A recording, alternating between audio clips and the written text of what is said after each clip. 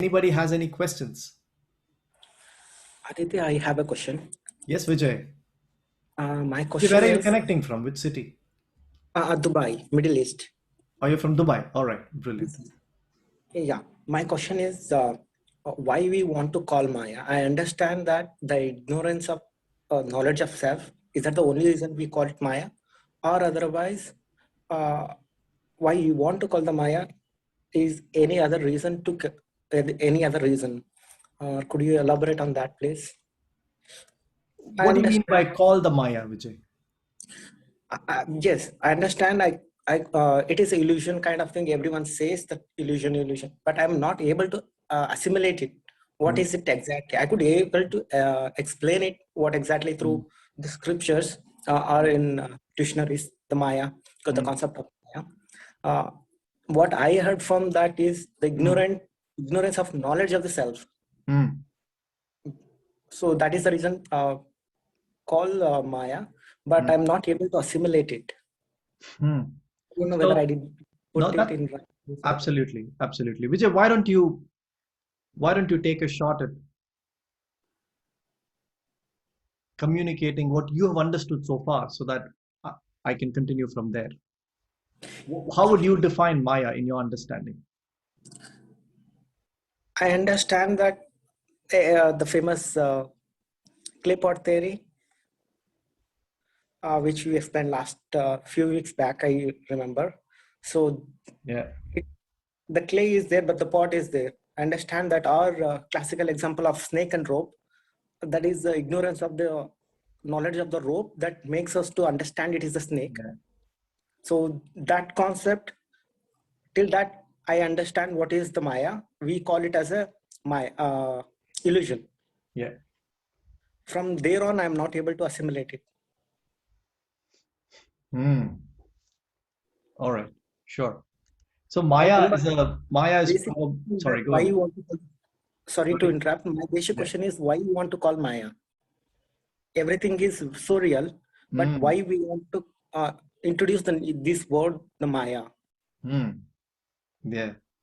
So Vijay is saying, give me a business case for it. That's a that's a logical way of asking. What it's you're saying this chair is not true. You're saying this laptop is not true. Come on, don't bullshit me. Vijay is saying that's how any logical person should think. Never take anything at face value. Never just assume it to be true because another person says it's true. Ask questions. Vijay, Maya has three parts to the definition. If you remove any part to the if you remove any part out of the definition, it is not Maya. So Maya has a technical definition to it. Maya is what is true when you are in it, what is false when you are out of it. All right. So we'll come to the third part later. But what is true when you are in it? What is false when you are out of it? And can you think of what's the immediate example that comes to your mind? Anybody can answer. What's the immediate example that comes to your mind for this paradox? Give me an example where it is true when you are in it, but it is false when you are not in it. Dream, maybe? Dream. Correct. That's the immediate example that comes to all of our minds. And that's a perfect example to start with. Something that is true, 100% true, not 80% true, not 50% true, 100% true when you are in it, and 100% false when you are outside of it. And dream is a great example of it. So, Vijay, when you go to sleep and when you enter a dream, for the dreamer Vijay, in the dream is true. That's why even in the dream, so much of emotions, trauma, struggle, happy dream, sad dream, fear, anxiety, everything is true for the dreamer. But it's subconscious, so it may not amplify itself as much. The extremes of emotions may not make you feel as much as extremes as in the waker state because it's in subconscious. But it's still true, nevertheless, for the dreamer. You have fun. You probably are somebody else. You're 20 years younger than reality, 20 years older than reality. Whatever is the residue in your mind, you project as a dream. Now, for the dreamer is true. Not only for the dreamer that the dream is true. Uh, let's let's just play with this example of dream. how old is the dreamer?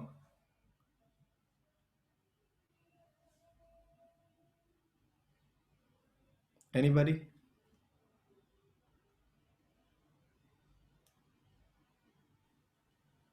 How old is the dreamer, Vijay? When I am in dream, I would not be able to access for it. No, when you're dreaming, Huh. Vijay, around what's your age now, Vijay, in reality? 33. Okay, so when you're dreaming, suppose you're dreaming yourself as a 25-year-old, all right? So you in your dream, you're just getting your first job, you're a 25-year-old, for example. So in the dream, if somebody asks the dreamer, how old are you? What will the dreamer say? In the dream. Yeah, within the dream. 25 years. 25 years, exactly, right? Just like if I ask you, Vijay, now how old you are, what did you tell me? 33. 33, exactly. So with the same conviction that you're telling me that you're 33, the dreamer in the dream will vouch that he or she is 25, right? Yes. Yeah, exactly. So for the dreamer, within the conditions of the dream, he is a 25-year-old.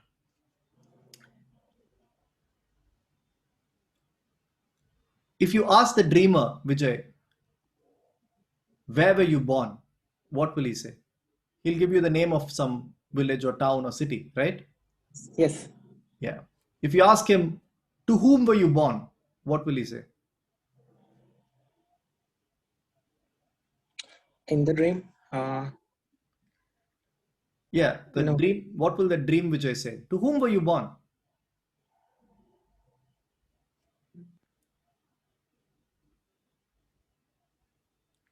No idea.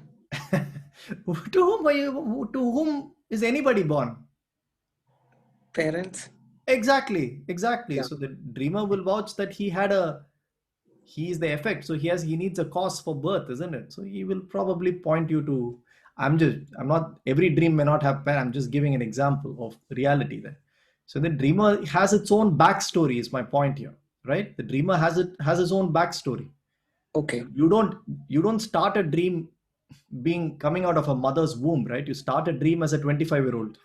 Yes. So with a backstory is the point there, right? The dreamer asserts his reality because he assumes a backstory for himself, and that only crystallizes his reality that the dream is real for him. So he's a 25-year-old with a backstory.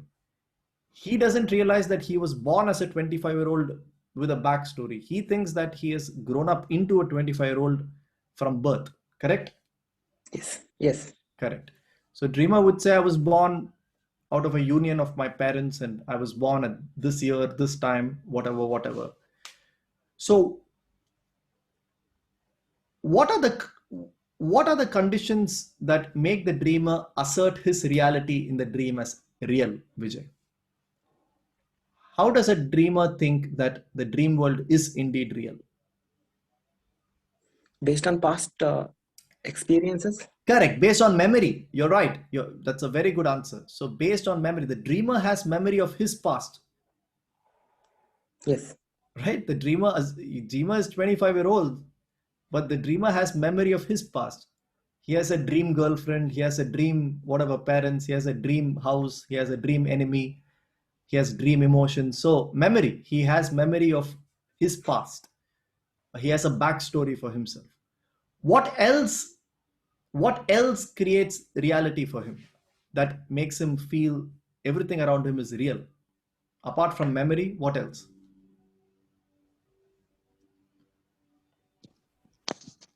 He is dreaming. If he is not dreaming, then obviously he'll know that this is just a dream. No. So Abhishek, stay with the question. So what we are talking is, in the dream, what makes the dreamer assert his reality? One answer, Vijay rightly said, is his own past and memory in the dream is real for the dreamer.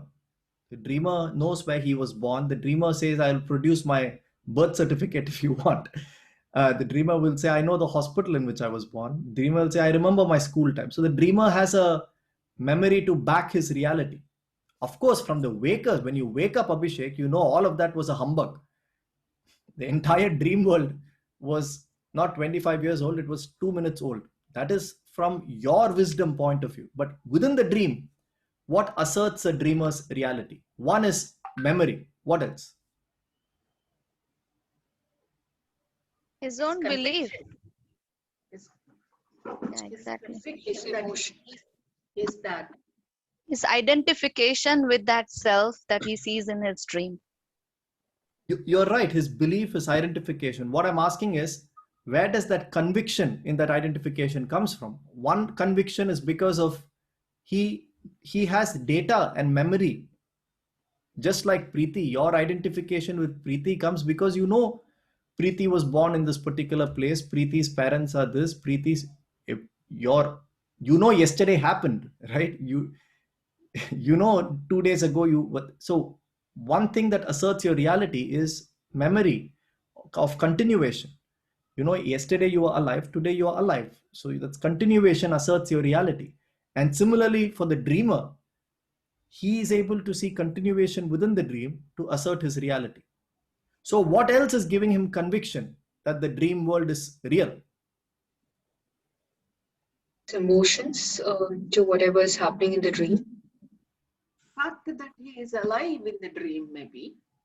External factors, the properties which are I am in dreaming. So go on with that, Vijay, you're in the right track. What did you mean by that? Whatever I am experiencing in the dream, I feel it is true. The Correct, the sense perceptions. sense perceptions, yes. Exactly. So the dreamer gets hurt, no? If you hit the dreamer, he gets hurt in the dream. In the dream as well, you feel emotions. In the dream as well, if you fall down, you get hurt in the dream. You whatever the loss in the dream is, you are subject to the loss in the dream. If a lion is chasing you, you run in the dream. That's why you wake up palpitating because for the dreamer, that incident was true. So sense perceptions, which is the sense of touch, feel, taste, emotions, all of that.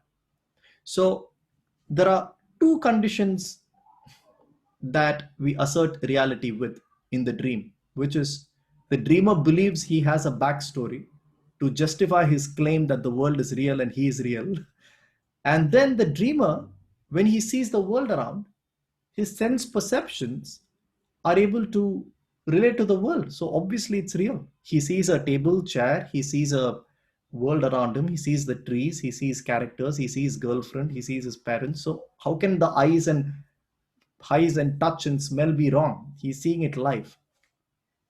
So if you go, Vijay, if you tell the dreamer that his dream is unreal, what will he tell you? No, I feel it is very real. Exactly. Exactly. He'll say, I think it's not. He won't say, I think it's real. He'll say, are you It's crazy? real. Yeah. Yeah. Yeah. He'll say, prove that it's unreal. I mean, it's obviously real. And he will give the two reasons. He will think from his memory and from sense perceptions, he can affirm his reality. Now, the moment you wake up in the morning, Vijay, what happens? It evaporates. What evaporates? Dream evaporates, and I feel it is everything is just a dream. You're right. All of us experience that. But what happens to the dream world? What happens to that mother and father in the dream? What happens to the poor girlfriend in the dream? Completely evaporates. Nothing. The But evaporate. realization that it was a dream and now this is the reality that I'm waking up to. You are right. But you've left the characters midway, isn't it? Where are they? What happens to them? They go back to the memory. if you remember. Otherwise, you just don't realize, why was I palpitating? Why was this? What was it that I got so scared? Sometimes we even forget that. Right, Preeti? Is it unfinished? Sorry? Sorry, is it unfinished? Yeah, I mean, there is nothing called finish line, right, Dawood? Wherever you leave the dream, it will be unfinished only. So, but what happens to the world, the dream world? Where does it go back into? It goes back into the future. Maybe you have a desire and then you work on it, and then Okay, let me ask us, let me break it down into two steps. Firstly, when you wake up in the morning as your waker state person, are you leaving a dream world and coming into this waker world? Meaning, are you leaving an independent world and coming into this world? Yes, I think. Yes. Yes. You totally leave that world and come into a new world. Okay, Jesse, where are you leaving that world? Where is it? It That was will just be, in the Sorry, yes. sorry, Abhishek Jesse? said, I never thought, where are the dreams have gone? I've dreamt so much, never given a thought where did that go or how did it come to me. There are some of the dreams are unreal, so unreal. How I gotten into such state, I have no idea. But I never thought where those dreams are also going. Is there a dream world maybe? Yeah, okay. Where is So, that? so it was let's just see. there in our perception. Uh, that perception is now no more like switched on. So now the reality is switched on. So it's like somebody's dark is somebody's light, and somebody's light is somebody's dark. So it's like that. So once we are in the waker state, that becomes a dream. When you're in the dream, then something else may be a dream, or Yeah, the reality may be not real. yeah. So, Abhishek, what you're saying is right. You're jumping the gun though. You're getting into the answer. You're getting into the therefore LHS equal to RHS kind of statement here. We are in step -10 here. So what we have established is for the dreamer asserts the reality because of his own memory of the dream, which he assumes that he has traversed. And then the sense perception within the dream where the world appears real because he can touch and feel and taste the world, right? We established that. We also established that you don't stay there forever. You wake up in your bed in the morning. My question is, since the world was real, because the sense perception in the dream world was real, the dreamer did know that he has lived 25 years in that world is real. Are you leaving an independent real world somewhere and waking up into the waker world? Do the characters in the dream world continue to exist in an independent world that you are leaving and waking up as your waker self? Vijay? We are not leaving any world, because in the dream world, then that time maybe we are sleeping. So that time we are in the sleeping state. Probably in the when we are in the real world, then probably the dream world becomes the uh, you know time when we are sleeping, and the real world. So it's just interchanging. So what you're saying, Abhishek, is there are two parallel universes. So in the night, you are getting transported into one world, and this earth continues to run. And morning, you wake up in the earth, that world, people are continuing to live. Is that what you're saying? I'm saying that there is only one world. It's just that you know we we get transported within that one world only to whichever portion we are looking at. That seems to be the world. That's it. Whatever portion that we are looking at, Okay. that seems to be the entire world only in Okay. All itself. right.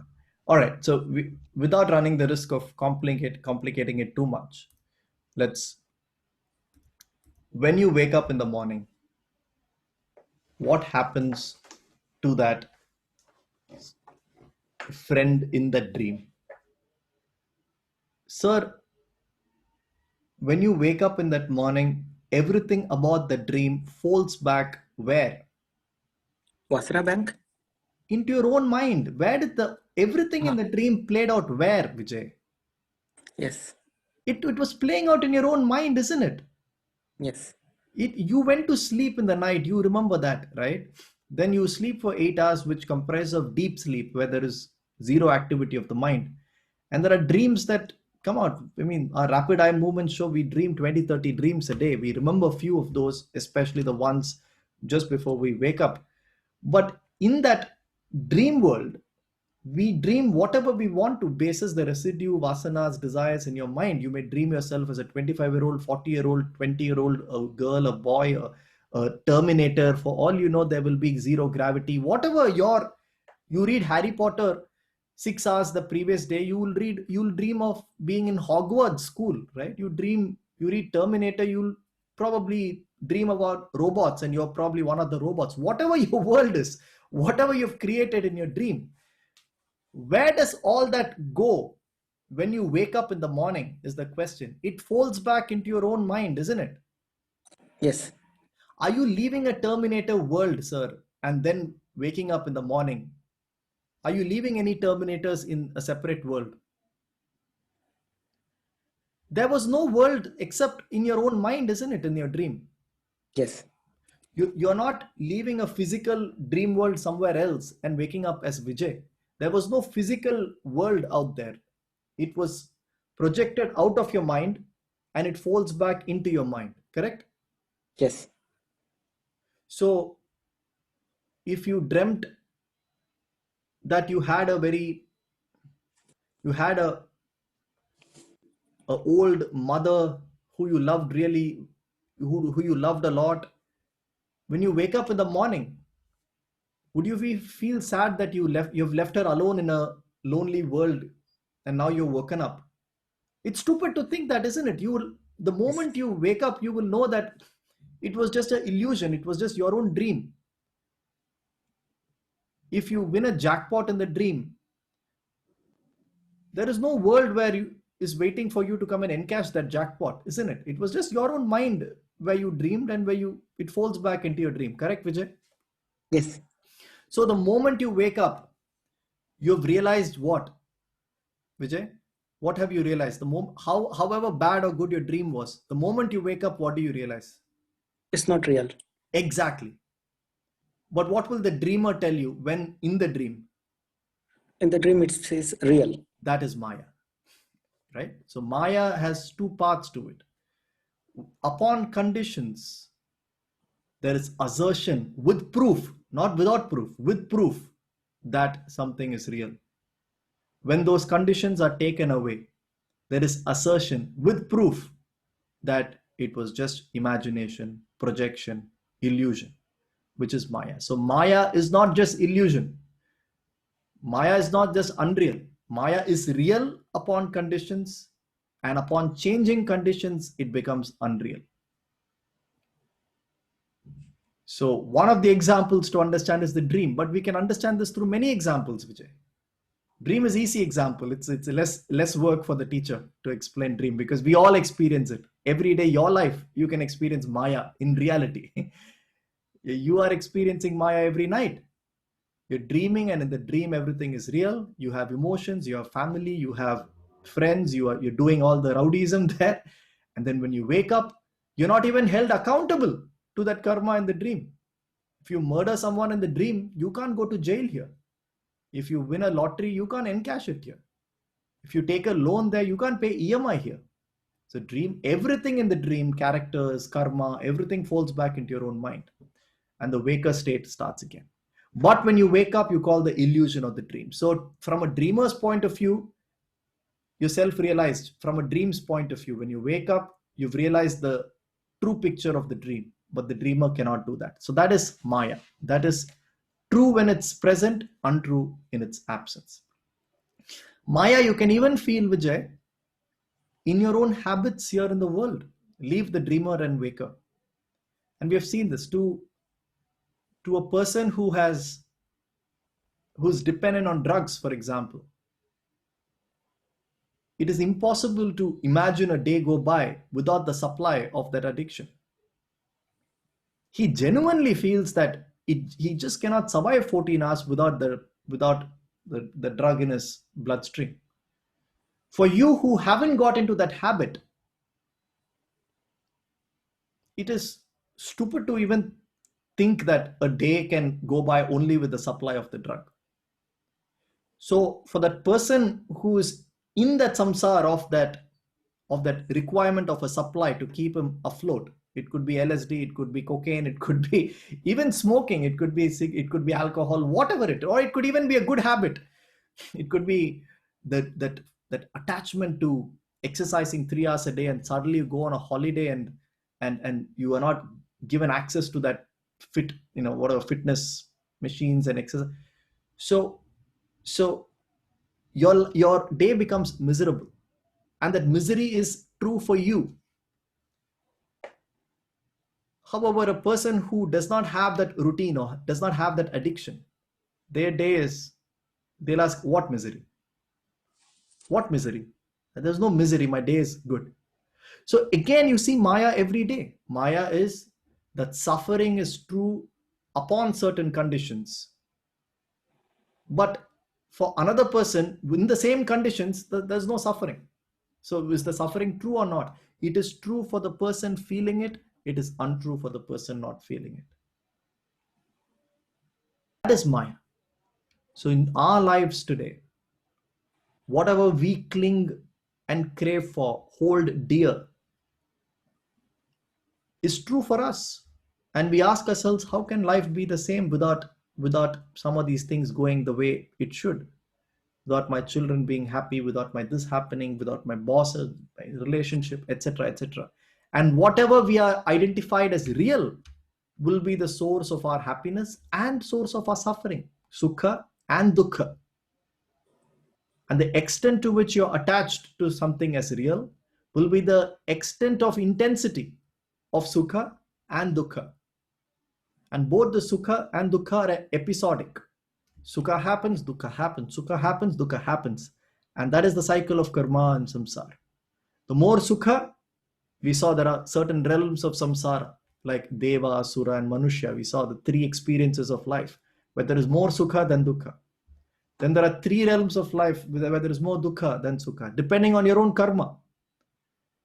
But all of this is still conditional to your vasanas, to your reality.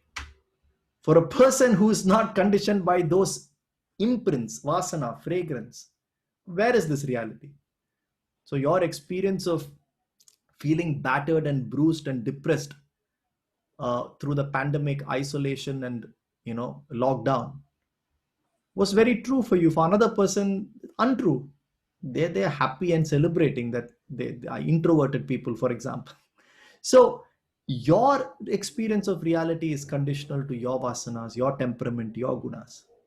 For a miserly person, the world appears to exist to take away his money. So the moment he wakes up to the moment he sleeps, he has to protect his wealth. For another person who's not miserly, doesn't experience that same world. For a very generous person, his experience of the world is different. That also Maya. So the miserly person is caught in the Maya, saying certain things are real for him, but certain things are unreal for a person who's not miserly. So what is true? Is the world a mean world or a nice world? Depending on your vasanas, whether you have mean vasanas or nice vasanas. The world is neither mean nor nice. That is Maya. If you see the world as mean, you are in Maya. Because upon conditionalities of your gunas, the world appears to be mean. If you see the world as nice, that is also Maya. Because upon conditionalities of your gunas, the world appears to be beautiful. Now you break the Maya when you realize all of these are conditionalities. And in your true self, you're not any of these conditionalities. You're neither the dreamer nor the waker. What the Janaka's example.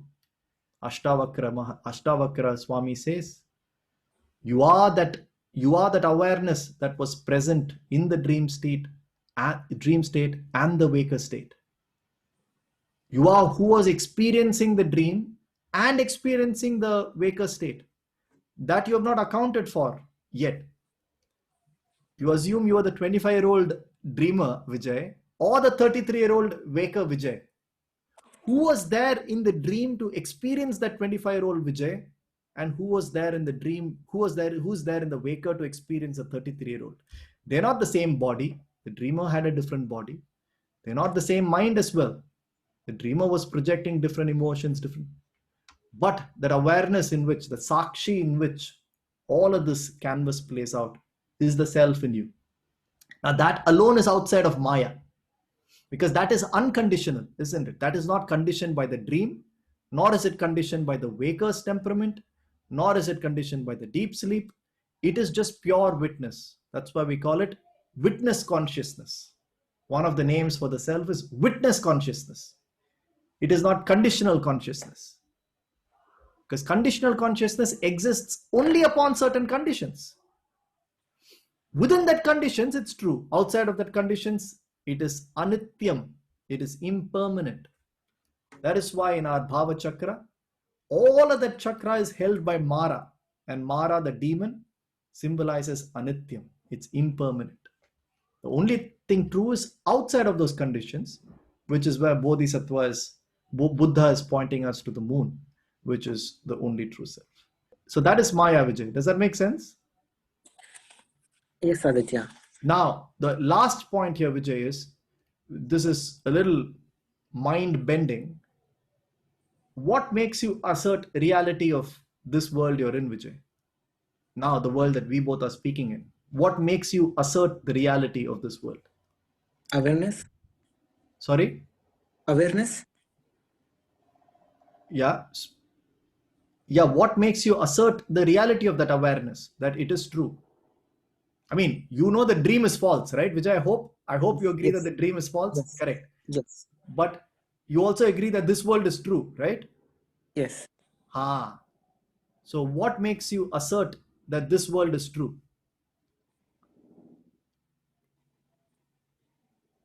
Witness Our consciousness? physical body.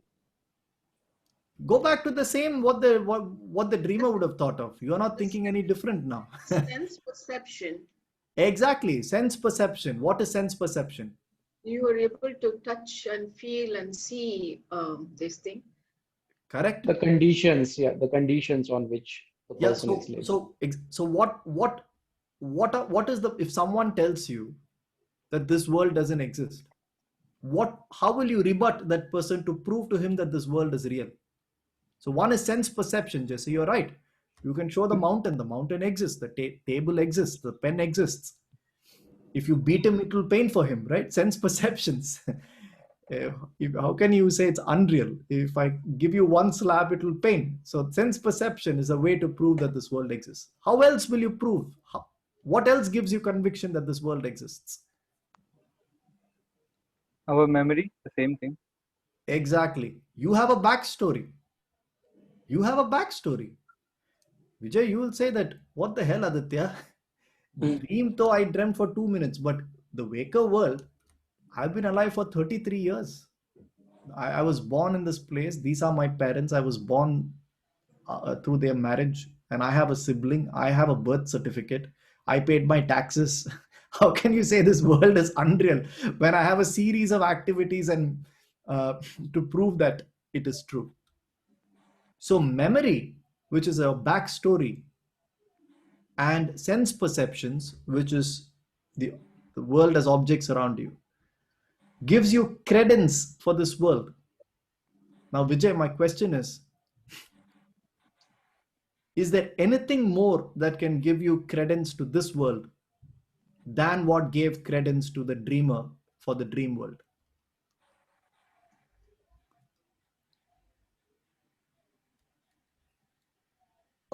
Each time that we are waking up, we are going back to the same kind of backstory or memory. But in dream world, it's different dreams. So there is a continuity. It's an interesting point, Abhishek. Let's explore that. So how do you know that each time you wake up, you're going back to the same backstory? The backstory itself is the point, no? The backstory gives that perception of continuity. So the dreamer You know that the dreamer was born as a 25-year-old in your dream.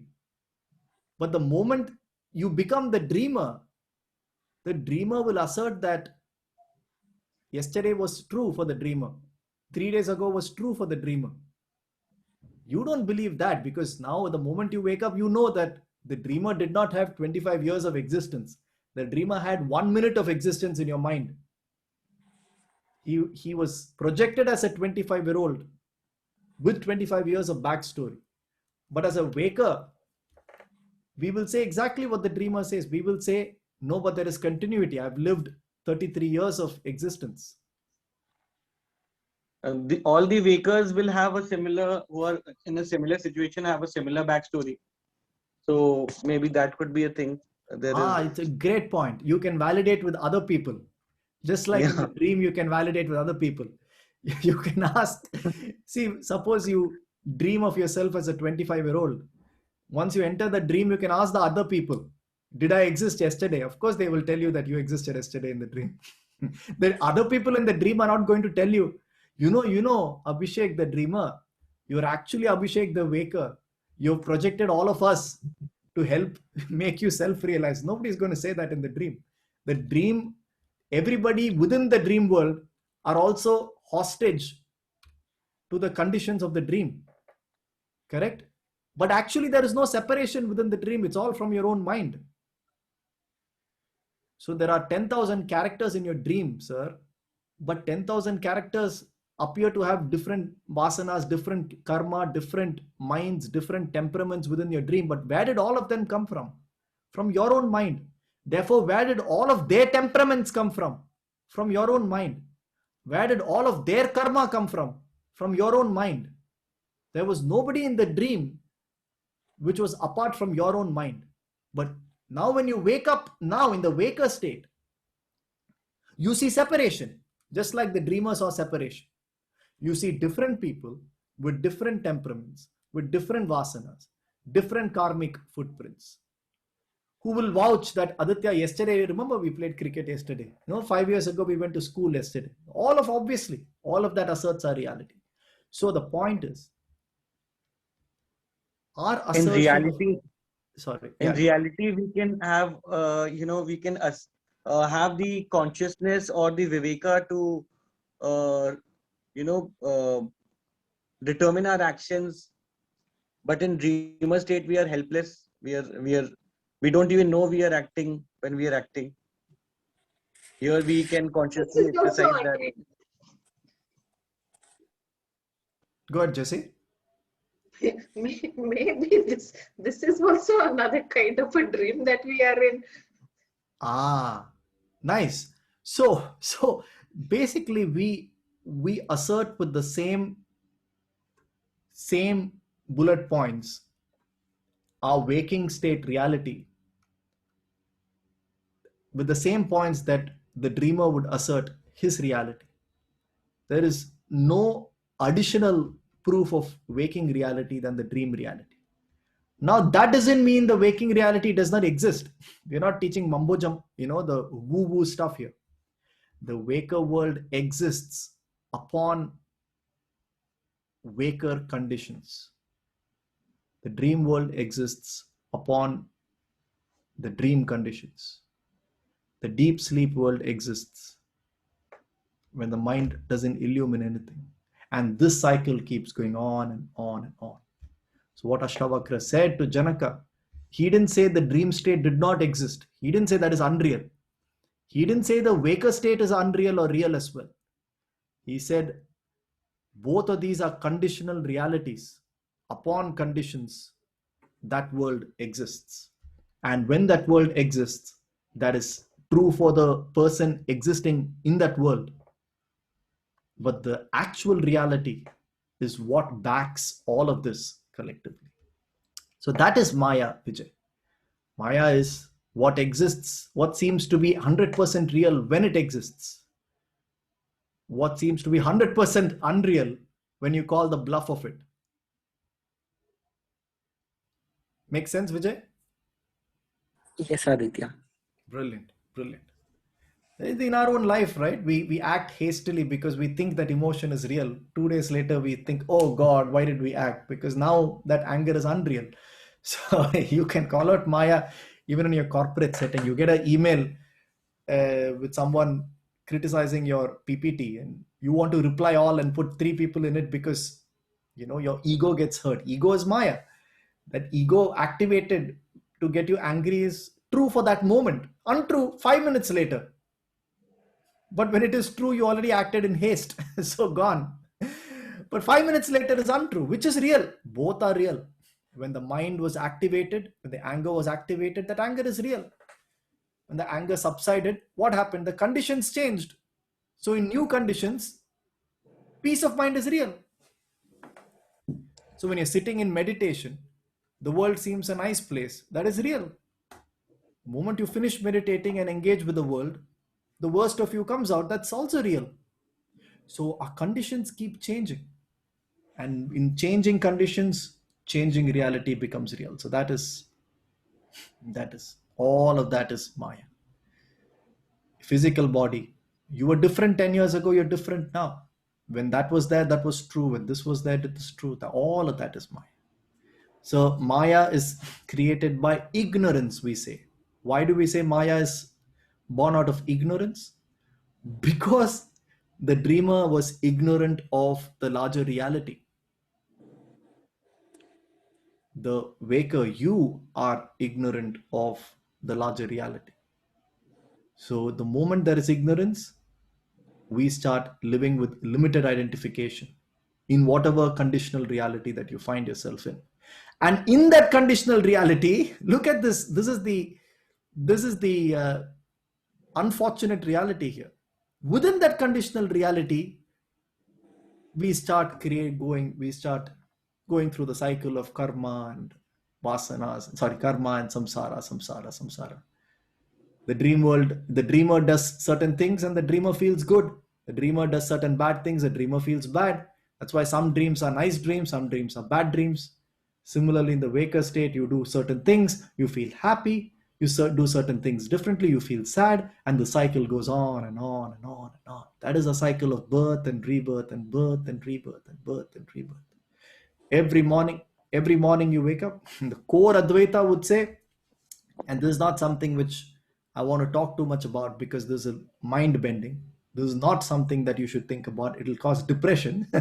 But at the highest level, Advaita would say, birth and death is not a matter of you become old and then you die and next birth you're born. Think of the dream. Does the dreamer get old and die? Was the dreamer born an infant at all? The dreamer was never born as an infant. The dreamer never dies as an old person. The dreamer was born as a 25-year-old. The dreamer will die as a 25-year-old. In that dream, he might have lived a lifetime. So he might be born as 25, die as 70, but the birth and death doesn't mean you're born in a womb and you die in a deathbed. Similarly, your birth and death only means projecting conditions and subsequent worlds to satiate your vasanas again and again and again. And so it might be that every morning you're born, every morning you wake up, just like a dreamer, you wake up with a backstory intact, which makes you assert that it is continuation from the previous night. Who knows whether it is a continuation from previous night? Just like the dreamer asserts when he wakes up as a dreamer that it is a continuation for 25 years. You wake up in the morning running behind office, running behind this, running behind taking bath, cooking, because you wake up with a backstory of continuation from previous day. Your vasanas are intact, your pressure and karma, your backstory is so tight that you have the pressure of waking up and then running behind stuff. Inquiry is asking, who am I? Who am I? Boss. Yes, Vijay. How to break that is having a clear picture of a larger picture of the Maya to move forward?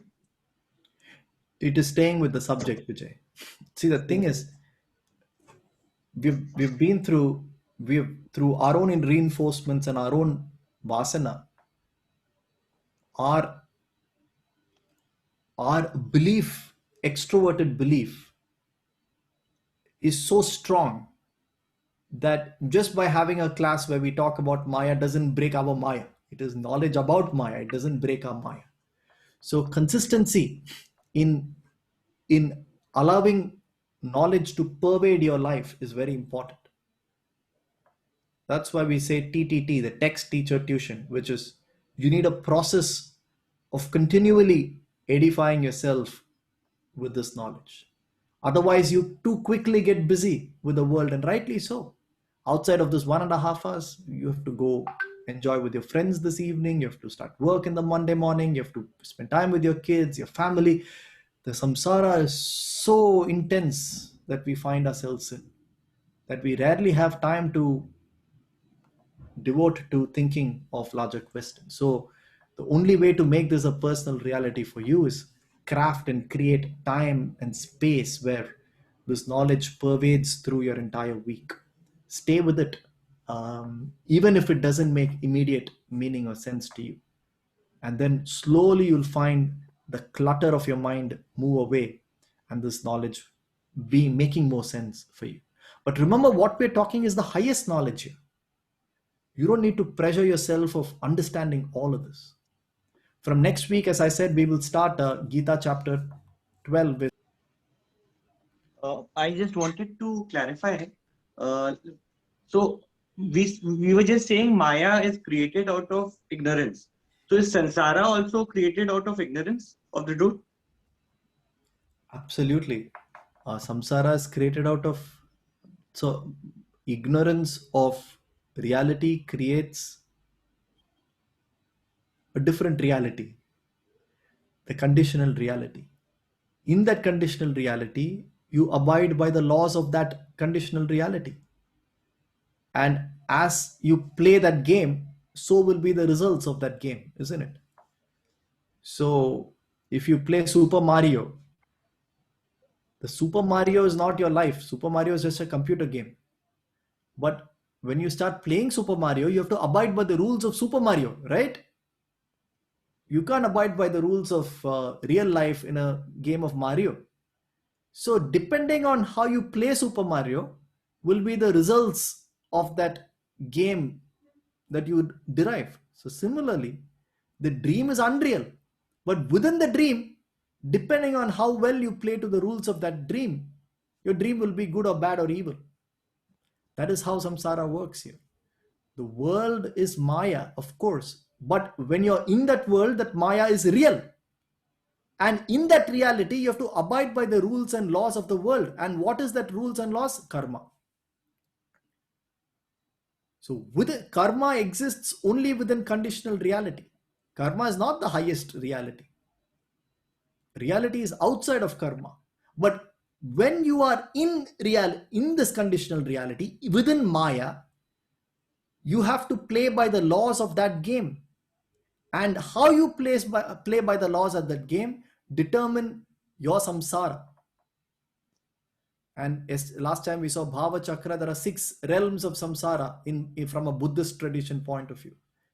All that is determined by how you play the rules of this game. You play your cards right, then you have a better experience of life. Your samsara is different. You play your cards wrong because of your own tamas and rajas, your experience of life diminishes. But all of that is still within samsara, within Maya. It's not outside of Maya. So that's how it works. So Sansara is also Maya, actually. Samsara is Maya. Absolutely. Maya. And we were just saying that birth and death is not a matter of reality, but just of conditionalities. So basically, we are trying to say that birth and death is also in a way not real because we are spiritual beings. Is that what we're trying to say? Yes. Birth and death only exists for the gross body. Meaning, let's continue with the same analogy we are discussing today so that there is clarity. What is born and dead about the dream? It is only the grossness that is born and dead, isn't it? The dream world is born and dead. The dream body is born and dead, correct? The Yes. mind that projects the dream is not born and dead. Correct? So similarly, in our own waker state, the masters say it is only the gross body and the gross world that dies, because it is no more able to satiate the demands of your mind. The subtle body, the mind, continues to live after this world evaporates. Just like once you wake up from your dream, the usefulness of the dream is over, so you wake up from the dream. What dies is just the physical manifestation of the dream dies, right? What was the physical manifestation of the dream? The dream world, the dream characters, the dream body. But it all folded back into your mind. So next night you will still dream another world, correct? But the next night's dream will be dependent on what your mind needs that next night. The next night you will not go back to the same world you were dreaming the previous night. Next night you will dream depending on what the mind wants to dream that particular night. So new characters, new world, new gross world. The gross world projects, the gross world folds back. Next night, another gross world projects, the gross world folds back. The mind is not born, nor does it die. The world it needs to express is born. The world, once the expression is over, it folds back. The next night, another gross world is born and folds back. But the mind from which these worlds are projecting and coming back and projecting and coming back is not born or dead. That's what the wise people say. Imagine, thousands of years ago, the human thought. The wise say, similarly, birth and death for us is only for the gross form. Aditya, the body, and all the world around me, that dies, not the need for the birth and death itself. So once the body and the world runs out of expression, meaning my mind's desires aren't satiated by this body and the world, the need for this world doesn't exist anymore. So the world and the body folds back, and then depending on the content of my vasanas, a new body and new world gets projected to satiate my desires. So the gross world and gross body projects and folds back, just like the dream is the waker state. So what stays without birth and death is the vasana bank.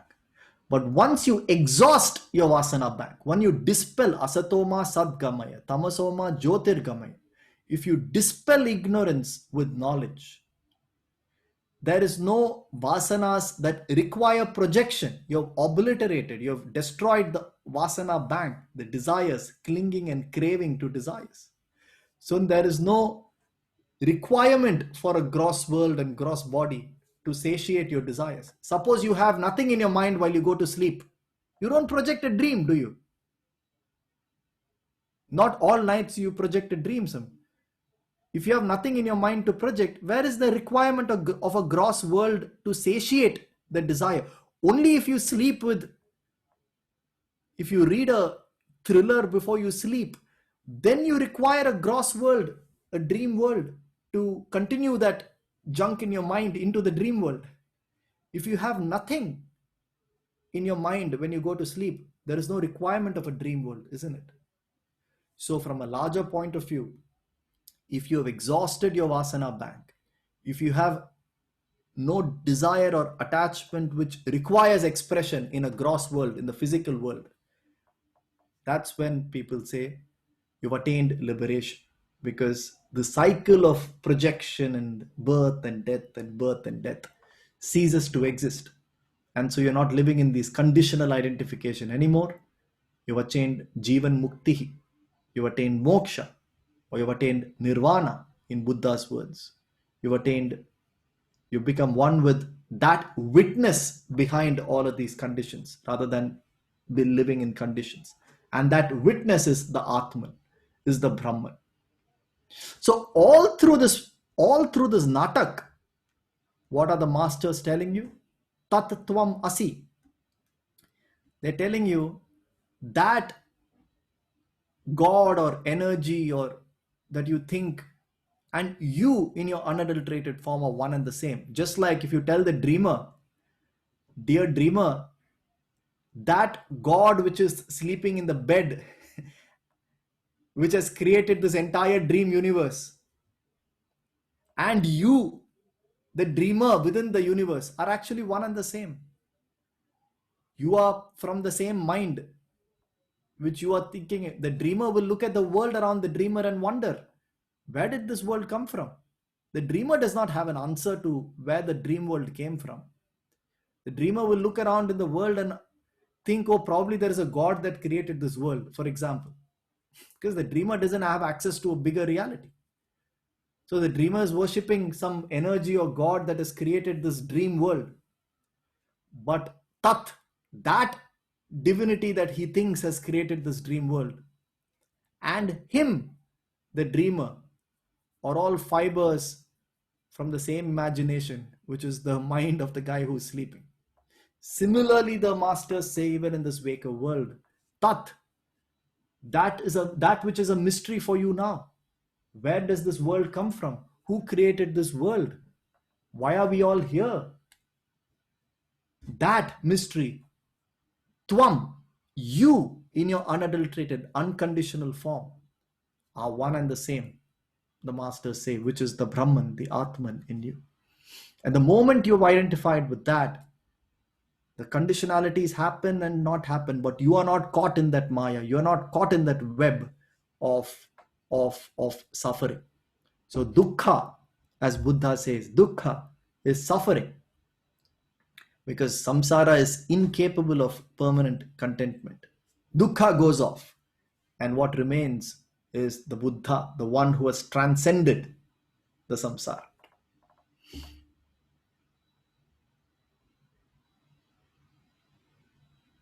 Too heavy? Prabha, you have a question? Yeah, Aditya, this discussion reminded me about the being victim of this manufactured happiness. Yeah.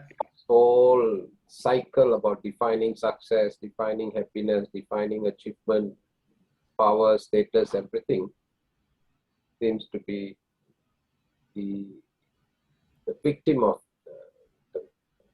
the big marketing gimmick of this whole industry. Absolutely.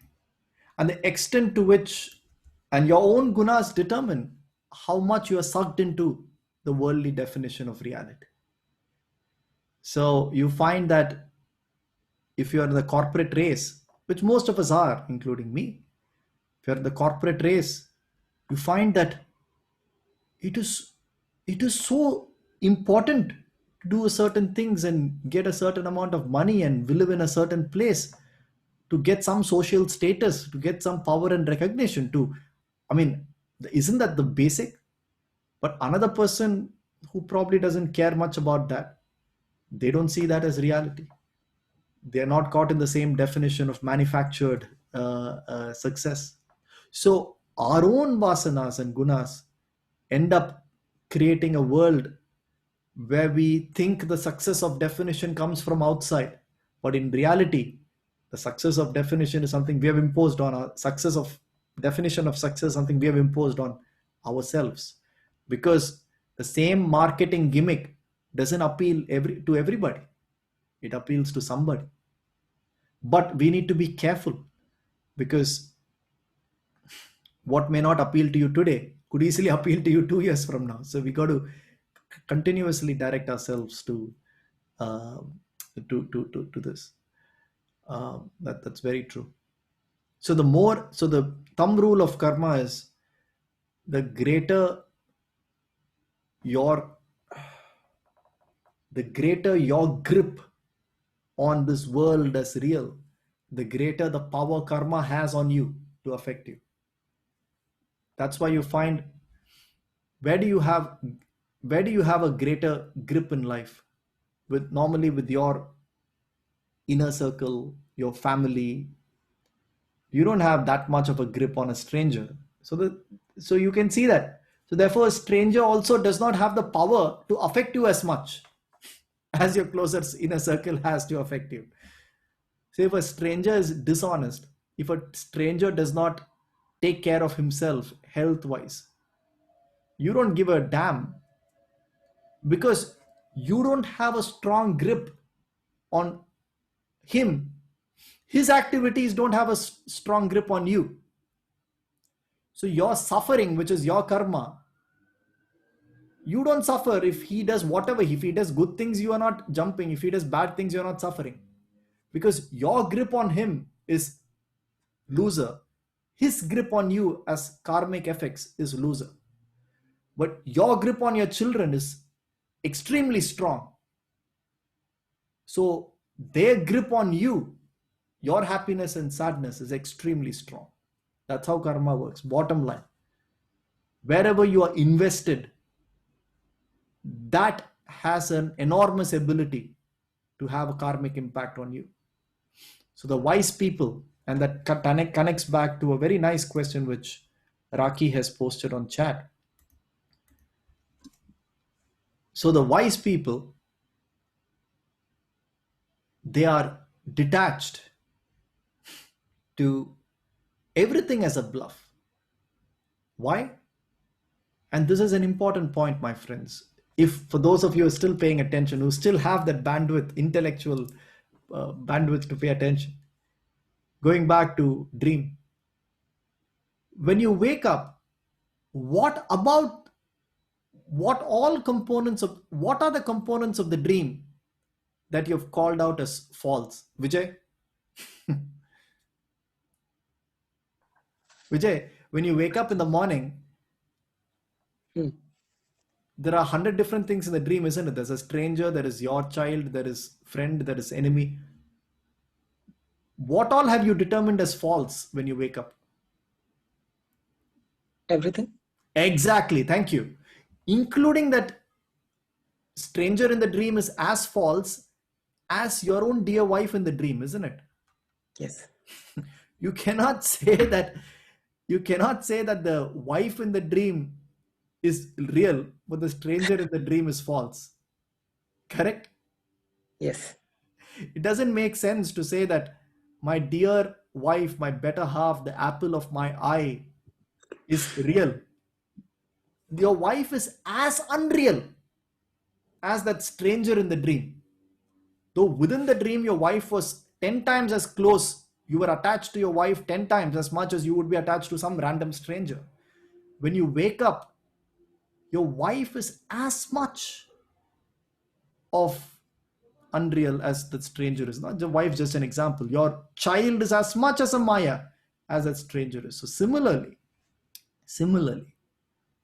you cannot have a preferential take on spiritual edification, which is, I will be exceedingly spiritual with people at a distance, but I will be over attached to my own children or my own job. That means we haven't called the bluff of it.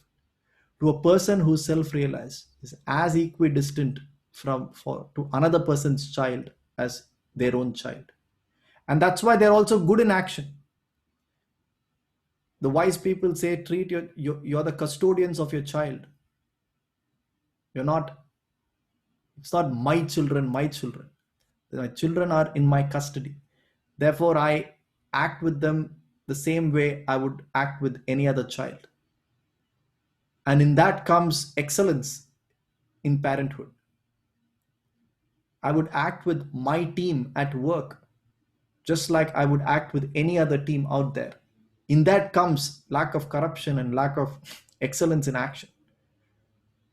I will not pamper my kid just because it's my kid.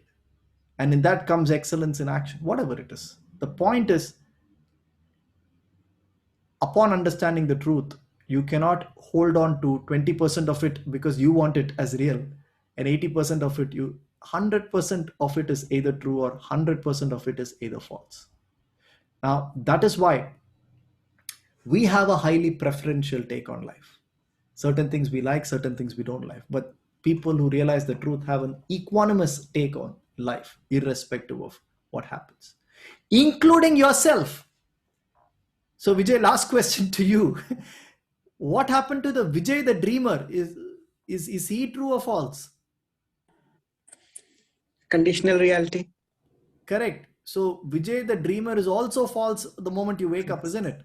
Yes. That is the most difficult to understand. The Vijay, the dreamer, may also give up his wife and children in the dream, but he is what we are most attached to is our own selves. Self-realized people understand that they are as detached to their own body, mind, intellect as they are to anybody else in the world. Because all of the world, including their body, mind, and intellect, are all objects of experience in the conditional reality. Your body, mind, it's easy to give up the world as Maya. It's easy to run away and sit in the caves and meditate. But your body, mind, intellect travel with you wherever you go. That is also object of experience, which is not you. It belongs to that conditional world.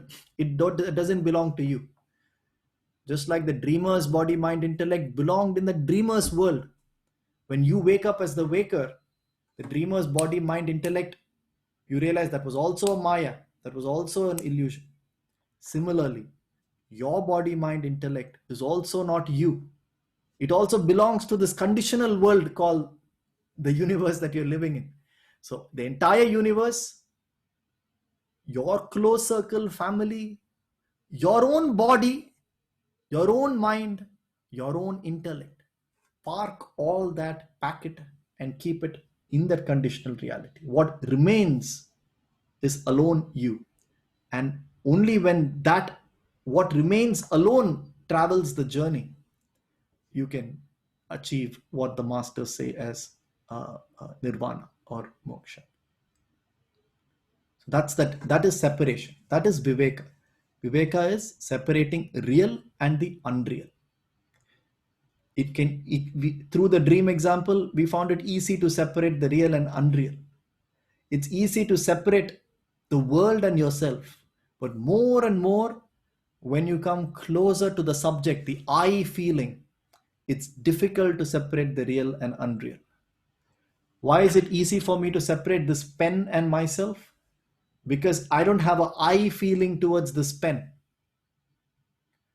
I don't have an I feeling towards this pen. So I can easily say, I'm not attached to this pen. I don't care about this pen. But when it comes to my body, now I'm coming closer to the I feeling. I can't give up my body because I feel it's I. So real and unreal separates body as well as an object of experience. When you come closer, my own mind, all my life I've thought my mind is me and I am my mind. So you need viveka to separate that. Also, your thoughts and emotions and vasanas are also objects of experience that you can feel and express. All of that is getting expressed through that witness in you, which itself is not responsible for these thoughts and emotions. It's just illumining it. So your thoughts and emotions, your own temperament and gunas are also not you. You got to separate that real from unreal. You have to see them as a witness, as things that you have conditioned yourself through reinforcement over a period of time is your thoughts and emotions. How can that be you? Next 5 years, devote yourself to something else, reinforce something else, your thoughts and emotions changes. So having been attached to those thoughts and emotions as you is stupidness. So you're able to see your own thoughts and emotions as just a product of reinforcement through ignorance over a long period of time. So you've separated that also as objects that this subject is experiencing. And finally, intellect also you separate your principles and values, You stand for all of that is intellect, which is also object of experience. Finally, there is dream, the ananda, the deep sleep, where there is no mind at all. The deep sleep state, you don't even dream in the deep sleep state. There is no concept of time and space and causation because there is no mind that is illuminating. That also is called Anandamaya Kosha. That also you separate, because just because your mind is not getting illumined there, that doesn't mean that is pure ignorance, is different from pure knowledge. That also is not you. So what is that witness which experiences the deep sleep, waker state, dream state? That witness alone you are. So that's the process of any discernment of reality. So that's why the two words viveka and vairagya are used together. Viveka is discernment, vairagya is dispassion or detachment. The extent to which you have performed viveka through logical discernment, to that extent you have vairagya, detachment to everything that you have separated and understood of. The moment you have separated that you are not defined by your job, you've also developed vairagya about your job. So whatever happens in the job doesn't affect you anymore, because you've used viveka to say, I don't need to be happy or sad basis what my boss tells about me. So I am not what my boss defines me. I am what I define myself, right?